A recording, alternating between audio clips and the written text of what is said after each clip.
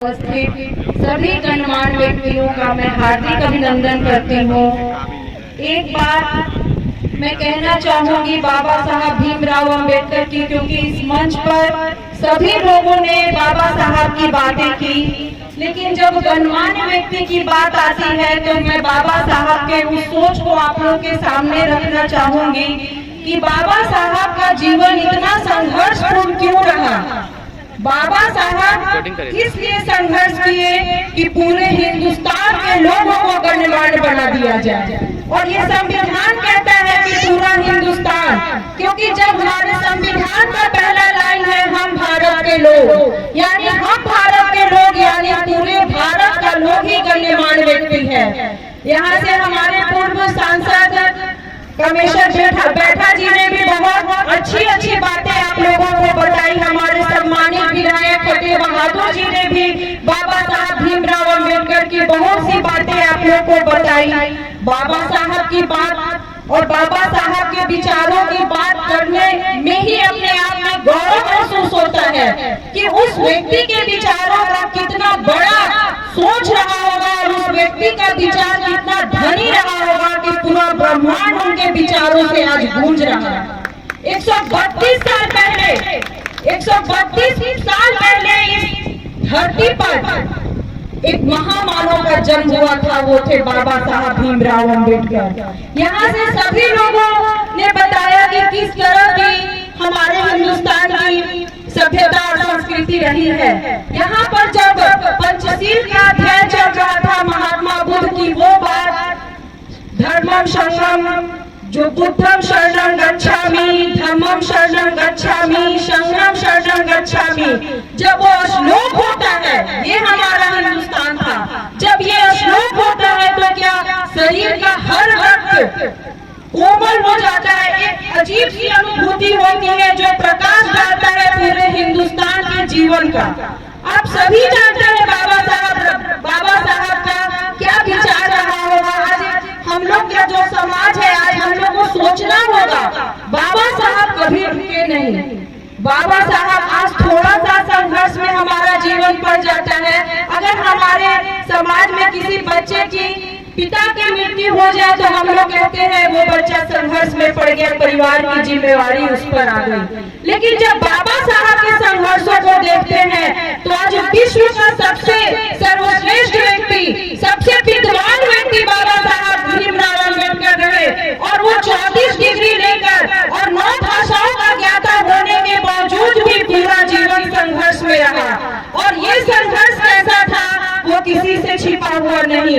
जिस अछूत की बात इस मंच से लोगों ने कहा, सोचिए जिस समय समाज को ढकेल दिया गया था, 85% जनसंख्या अछूत समाज की तरह जिंदगी जीती थी, एक सेवक बनकर जीवन जीती थी। और वो शिक्षा को ही बाबा साहब ने कितना बड़ा हथियार क्यों बनाया, क्योंकि बाबा साहब जब छोटे थे तो उनके समाज में उनको पढ़ने की इच्छा हुई कि मैं पढ़ूंगा।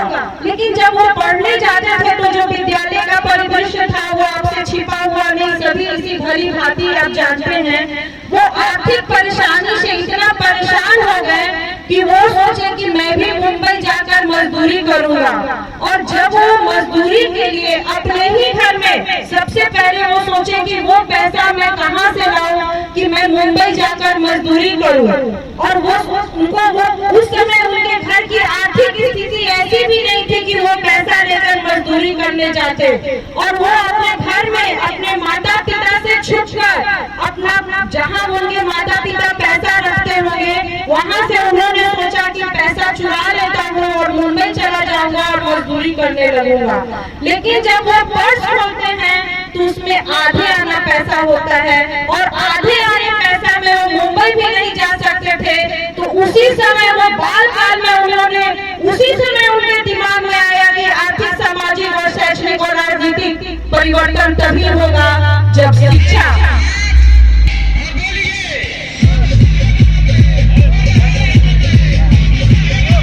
डीजे को बंद करिए। बाल अवस्था में उन्होंने कहा कि शिक्षा वो शेरनी का दूध है, जो इसे ग्रहण करेगा वो अपनी अभिव्यक्ति समाज में जरूर पेश करेगा। और वो शिक्षित होते चले गए। जिस समय वो मैट्रिक पास किए थे उस समय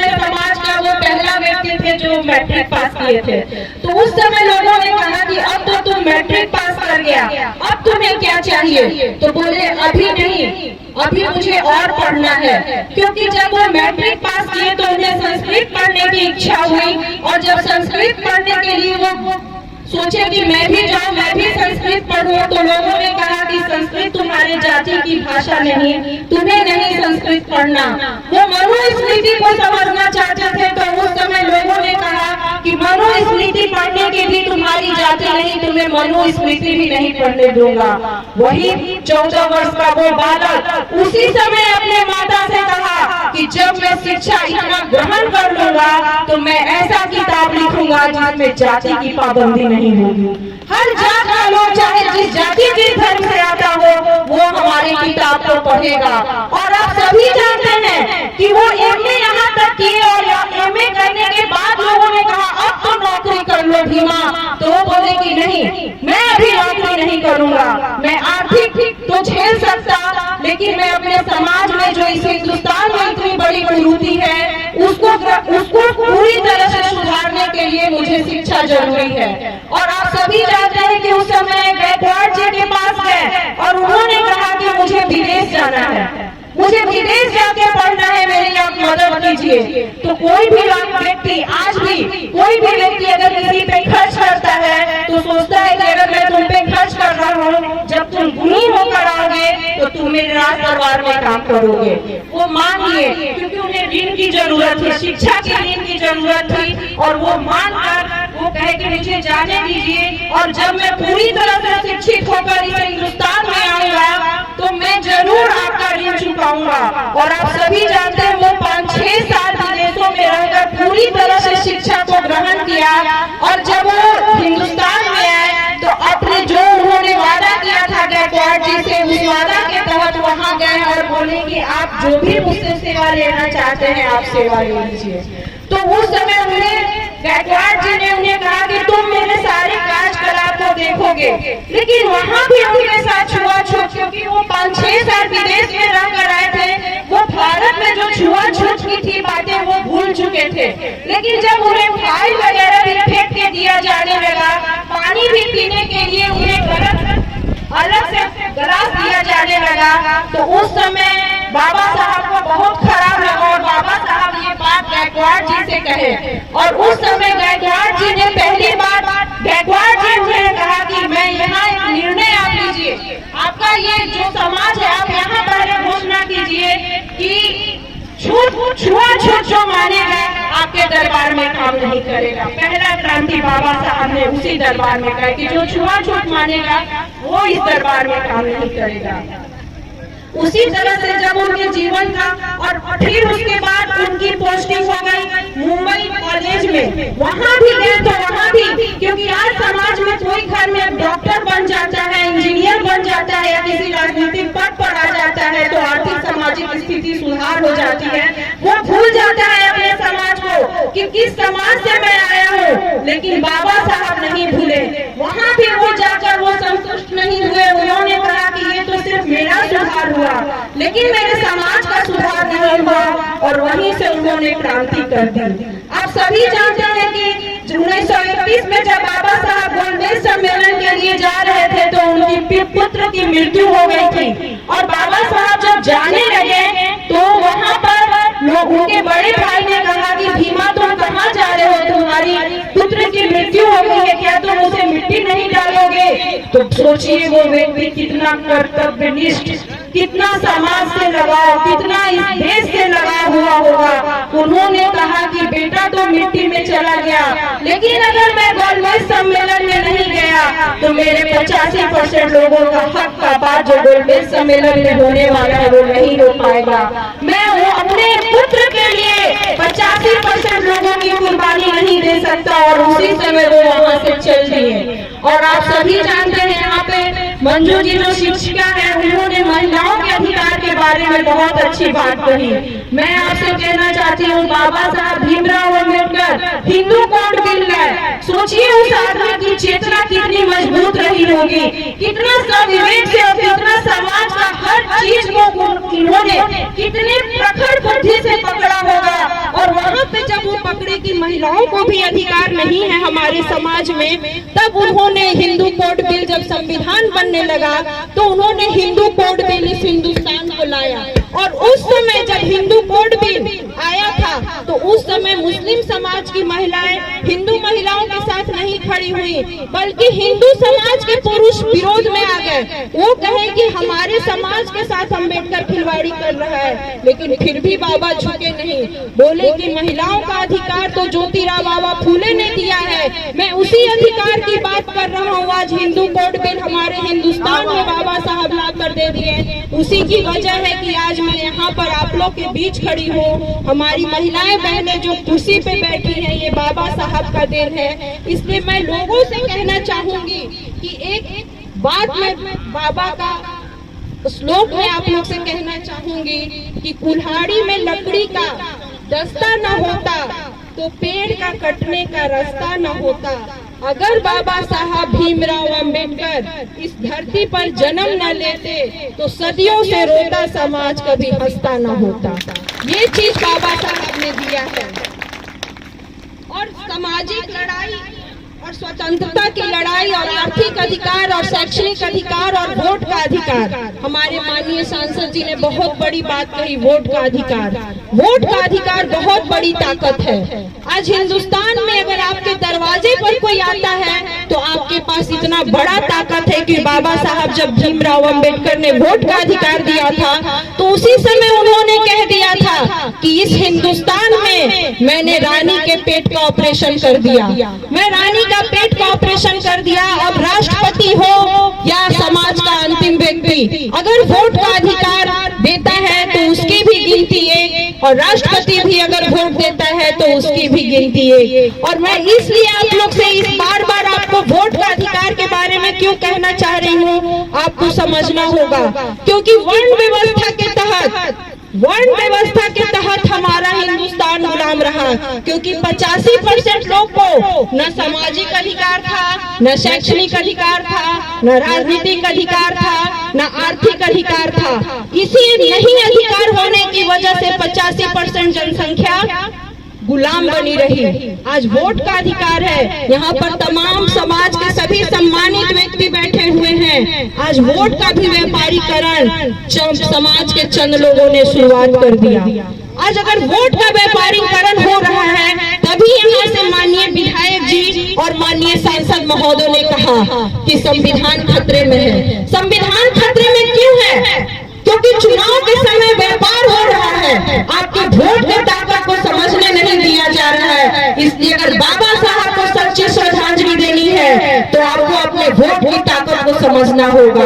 यही पर अभी आप बाबा साहब भीमराव अंबेडकर का फोटो देखते होंगे। बाबा साहब भीमराव अंबेडकर का फोटो हमेशा कोट पैंट और हाथ में संविधान और पैकेट में पेन और एक उंगली खड़ा रहता है। कहीं भी उनकी आप मूर्ति देख लीजिए, वो ऐसा ही वेशभूषा में समाज के सामने खड़े होते हैं। उस समय बाबा साहब जब कोट पैंट पहने तो लोगों ने उनसे कहा कि तुम्हारा समाज तो अर्धनग्न है, बाबा साहब तुम कोट पैंट क्यों पहने हो? तो बोले बाबा साहब कि पहले मुझे अपने समाज को साफ सुथरा करके पहले ऊपर लाना है, क्योंकि आज भी समाज में अगर कोई कोट पैंट पहन के बैठ जाता है तो हम उसे कहते हैं कि ये जेंटलमैन है। अगर कोई धोती कुर्ता पहन के बैठ जाए, चाहे वो कितना भी विद्वान क्यों न हो, हमारे दिमाग में आता है कि लगता है ये पढ़ा लिखा नहीं है। इसलिए बाबा साहब ने पहले कहा कि मैं अपने वेशभूषा को बदलूंगा, क्योंकि 85% जनसंख्या अपने आप को पहले अपने वेशभूषा को ऊपर लाए। उसके बाद बाबा साहब का जो कलम था आप सभी जानते हैं। अभी यहाँ से ही माननीय सांसद महोदय ने कहा कि रामनवमी, बहुत अच्छी बात कही उन्होंने, क्योंकि आज जिस तरह के हिंदुस्तान में बहुत जगह, खासकर हम लोग के बिहार में भी रामनवमी के समय दंगा का बात हुआ। क्यों हुआ? हमारे अंदर धर्म का उन्माद जन्म ले लिया है। अगर हम हिंदू धर्म में हैं तो धर्म के उन्माद में पागल हैं। अगर हम मुसलमान धर्म से आते हैं तो हम मुस्लिम धर्म के उन्माद में पागल हैं। आप सभी जानते हैं कोई राम के नाम पर उन्माद भरकर दंगा कर रहा है तो कोई अल्लाह के नाम पर उन्माद भरकर दंगा कर रहा है। क्या हमारे अंदर बाबा साहब का उन्माद नहीं पैदा होगा? जो आदमी इतना शोषण सहने के बाद भी हिंदुस्तान को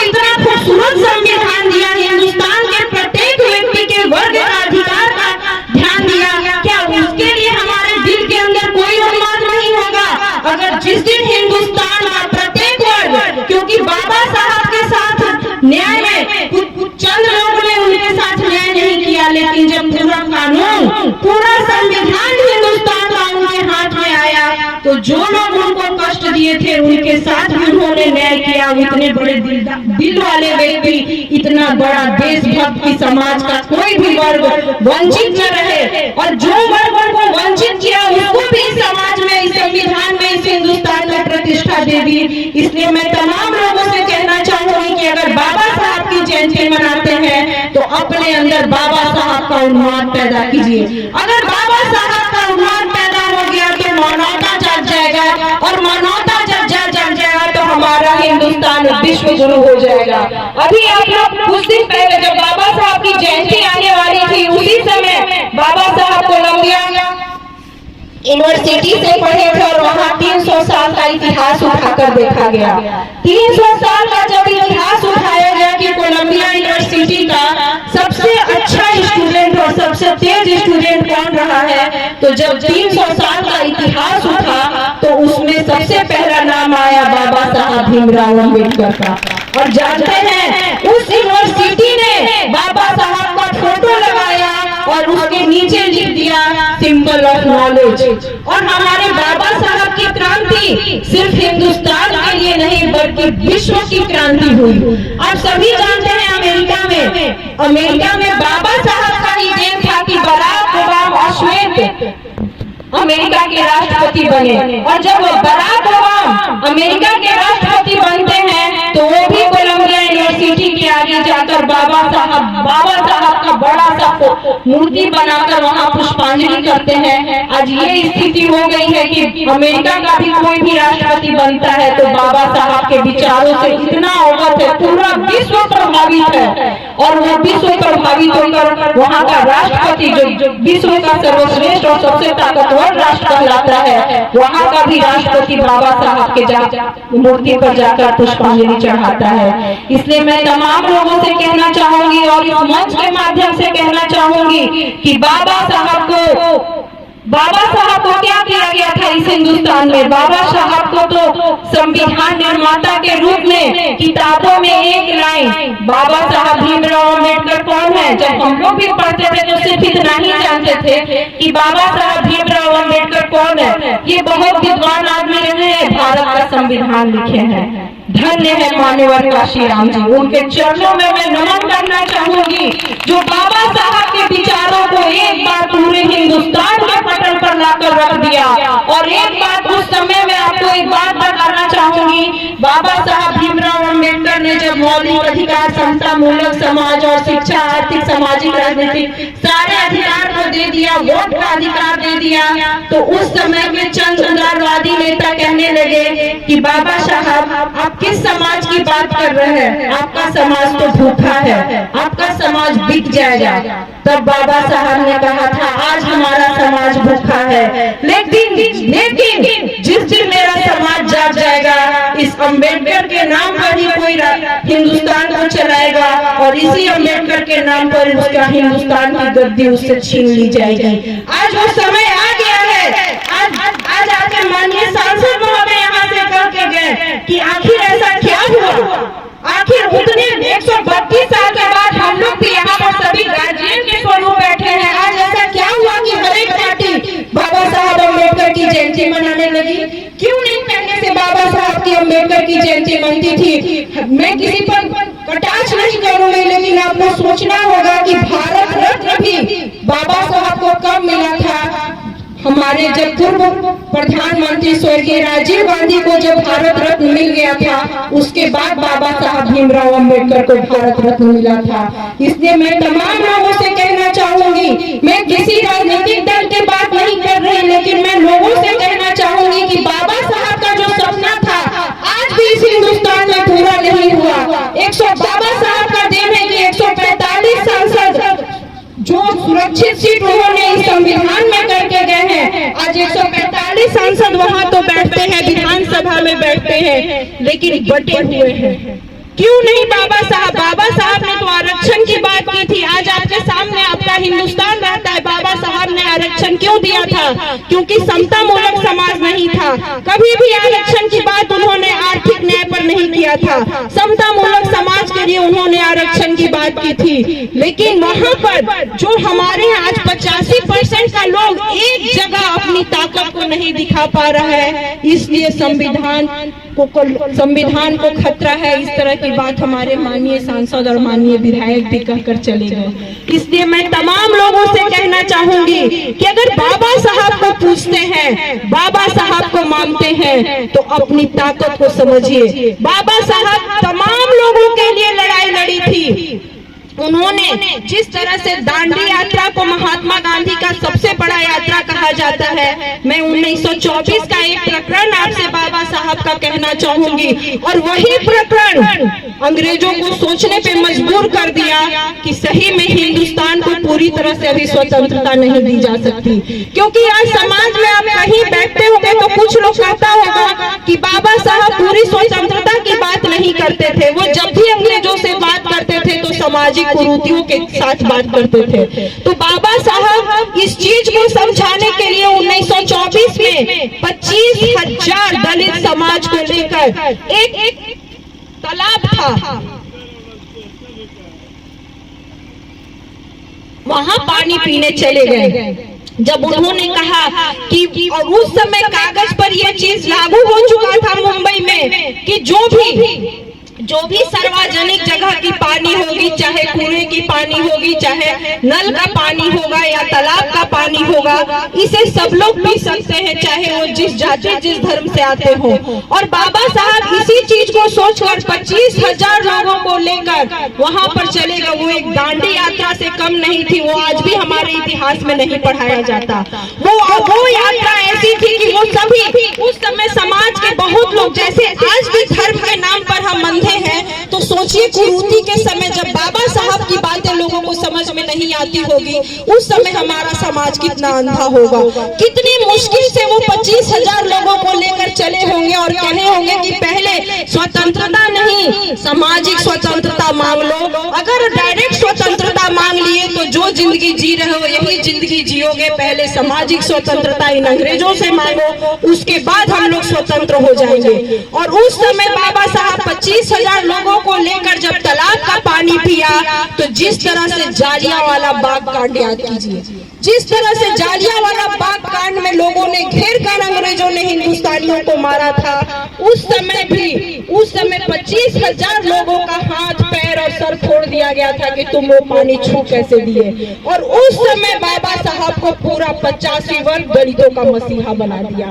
उस समय जो बात बाबा साहब घूम घूम कर कहते थे, क्योंकि बाबा साहब कभी भी रंग रंजित क्रांति की बात नहीं करते थे। बाबा साहब सबसे बड़ा ताकत अगर किसी को मानते थे तो कलम की ताकत को मानते थे। और जब उस समय वो गए तो उस समय लोगों ने कहा कि बाबा साहब भीमराव अंबेडकर जो बात कहते हैं सही है। और उस समय महात्मा गांधी जी जेल में बंद थे, दोनों का आपसी भी लड़ाई बहुत होता था। मैं महात्मा गांधी जी पे कटाक्ष भी नहीं कर रही हूँ, महात्मा गांधी भी बहुत स्वतंत्र विचार के व्यक्ति थे, तो हमारे अंबेडकर भी बहुत स्वतंत्र विचार के व्यक्ति थे। वो भी अपनी बातें खुलकर रखते थे, तो महात्मा गांधी भी अपनी बातों को खुलकर रखते थे। और उस समय महात्मा गांधी को उन्होंने कहा कि आप कहते हैं ना कि पूरी तरह से स्वतंत्रता मिल जाए, वो घटना देखिए और उसके बाद बताइए। उसी समय पूना एक लागू हुआ और जो 147 सांसद आज जीत कर जाते हैं, वही घटना की देन थी। और मैं आप लोग से बाबा साहब को अगर हम लोग सोचने लगे, समझने लगे, आज मैं तमाम लोगों से कहना चाहूंगी कि शिक्षा जितना हो सके, बाबा साहब का कहना था कि कभी रुको नहीं, कभी थको नहीं, बस चलते चले जाओ, कारवां बनता चला जाएगा। कोई आदमी अभी अगर आप लोग ओशो को पढ़ते होंगे तो ओशो ने भी बाबा साहब के जीवनी और विचारों को पढ़ने के बाद उन्होंने घोषणा कर दी कि ऐसा विद्वान व्यक्ति 5,000 वर्ष के बाद ही पैदा होता है। 5,000 वर्ष के पहले ऐसा व्यक्ति न था न होगा, अगर होगा भी तो 5,000 वर्ष बीतने के बाद होगा। तो इसलिए मैं आप लोग से कहना चाहूंगी कि बाबा साहब कभी रुके नहीं, कभी झुके नहीं, संघर्ष करते चले गए। इसलिए अगर सच्ची श्रद्धांजलि देनी है बाबा साहब भीमराव अंबेडकर को, तो उनकी सभी बातों के बारे में सोचना होगा, गहन करना होगा। अब सभी जानते हैं कि जब स्वतंत्रता मिली थी तो एक बहुत बड़ा जनमानस बाबा साहब भीमराव अंबेडकर के लिए खड़ा हो गया था। मैं आपको एक बात बताना चाहूंगी, जब पाकिस्तान का बंटवारा हो रहा था तो संसद में सभी लोग का बहस चल रहा था। उस समय लोगों ने कहा कि अंबेडकर जी आप क्या चाहते हैं। उस समय लोगों को लगता था कि अंबेडकर भी अलग राष्ट्र का मांग कर देंगे, लेकिन जब अंबेडकर से पूछा गया कि पाकिस्तान बंटवारा पे जिन्ना जी अड़े हुए हैं, बाबा साहब आप क्या कहते हैं, तो बाबा साहब ने कहा कि हिंदुस्तान विभिन्नताओं का, सभ्यताओं और संस्कृतियों का देश है, अनेक भाषाओं का देश है, लेकिन अखंडता में कहीं कमी नहीं होनी चाहिए। आज जिन्ना साहब मेरी बात नहीं मान रहे हैं, लेकिन पाकिस्तान बंटवारा वो कर ले, लेकिन आने वाला समय ये पाकिस्तान का रोना हो जाएगा। बाबा साहब का उस समय का सोच कि आज हम लोग को समझ में नहीं आ रहा है कि पाकिस्तान बंटवारा में और पाकिस्तान का क्या हर्ष है।